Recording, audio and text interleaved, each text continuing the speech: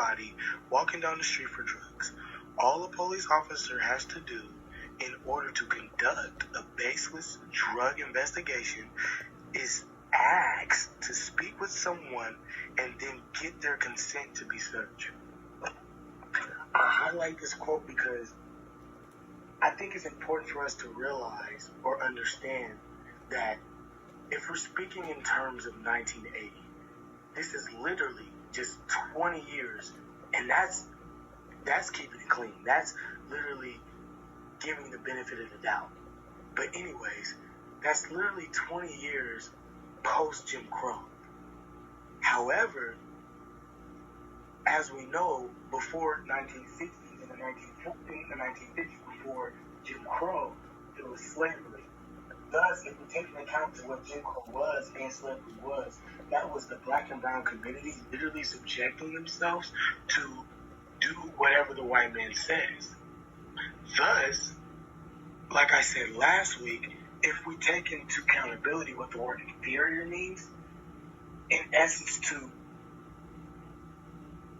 what we're talking about as far as mass incarceration, if we look at the word inferior and how it correlates with us being less than thou, us basically not being to or not being looked at as an equal to the white community. When we talk about the war on drugs, I feel like that's what made it easy for the black and brown community to be subjected to prisons, because strictly paying attention to the Boswell versus Florida case, as we read, you had this black man who was on the bus, police officers doing their boundly duties. Thus, the Fourth Amendment tells us that we have the right or we cannot be searched and seized unless there is a warrant of consent. We notice that within the Boswick and Florida case, you have a black individual who then sees a police officer. The police officer asks to search him. He gets searched, and so happenly, the police got lucky and noticed that he had a pound of cocaine on him.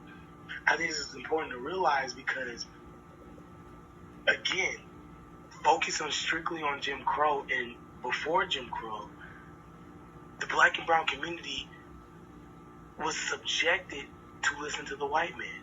We had no choice, otherwise it was resorted to beatings, punishment, and or harsh cruelty. Thus, again, when you think about the word inferior, I feel like